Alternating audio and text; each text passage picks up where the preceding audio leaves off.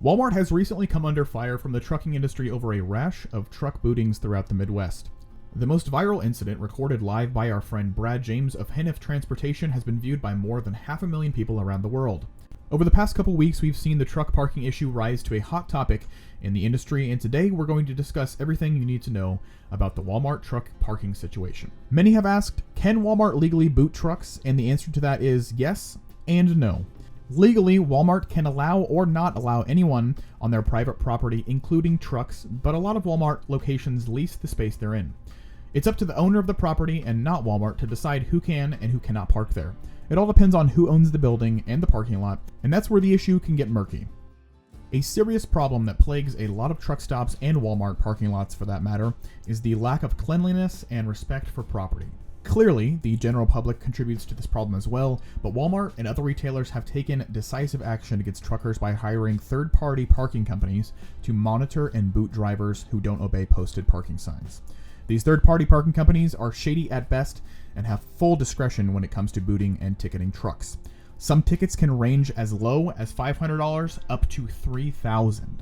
The real issue here is the public attitude towards drivers and the trucking community as a whole has drastically changed. Some retailers and even some local governments have taken action to limit the amount of parking spaces available for drivers. For example, the city of Springfield, Illinois issued an $18,000 fine in February of 2016 to the local Walmart for allowing trucks to park in their parking lot. Recently, the original fine of $18,000 has grown to a staggering $50,000. The city of Springfield stated that the trucks posed a safety hazard to other drivers because they limited visibility throughout the parking lot. Yet another example, earlier this year, a parking attendant who was enforcing the truck parking ban at the Perry, Georgia Walmart store actually struck a driver with his car. The parking attendant was trying to prevent the driver from leaving after he had the boot removed by a towing company. The parking attendant struck the truck driver with his Kia in the legs, and that whole case is still going on right now. The last example that I have right now is Brad James, of course, who was booted at the Walmart in Berea, Kentucky, and was forced to pay $560 to a third-party parking firm. And thankfully, Brad got that whole ordeal on tape, and it has now gone viral so that we can bring some awareness to this issue. Clearly, this problem is not a new issue, but thankfully for Brad James, we have that video now to prove that people are being ticketed, and specifically truckers are being ticketed at these Walmart locations all over the country. With the ELD mandate and the shortage of parking caused by this legislation that has come out, drivers are in desperate need of spots to stop, and Walmart is not helping at all. In my opinion, I think Walmart and a lot of other retail stores are taking out their frustration with sloppy and disrespectful drivers on the entire industry as a whole. While most drivers out there are a kind-hearted, respectful, and gracious people, a few bad apples in the bunch have soured the public opinion. It isn't right that the majority of drivers are being punished for the actions of a small minority. We clearly aren't very happy with Walmart right now or how they've handled the situation, but it isn't in our nature to complain about a problem without offering a solution. TruckStopsAndServices.com has a directory of Walmarts throughout the US that allow truck parking, and we will include the link to that directory in the video description for those of you who are not boycotting Walmart. For those of you who are, we've included links to Truck Parking USA, Trucker Path, and Park My Truck phone apps. All of these 3 apps help drivers find parking quickly and are updated daily.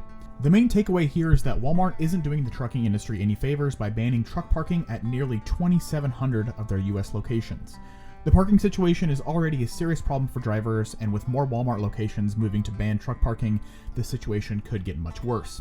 I sincerely hope that Walmart executives and store managers will see how positive the trucking industry can be and work to reestablish relations with the millions of drivers nationwide. I'm not sure how many drivers have seen it, but Walmart did release a video on their YouTube called "Thank You Walmart Drivers," and they released that video less than 2 weeks ago. I've linked it in the video description, and in my eyes, it's an attempt to calm the overwhelming negative press this story has garnered, but at this moment, the video only has 6,000 views and has had nearly zero impact on the attitude towards the company.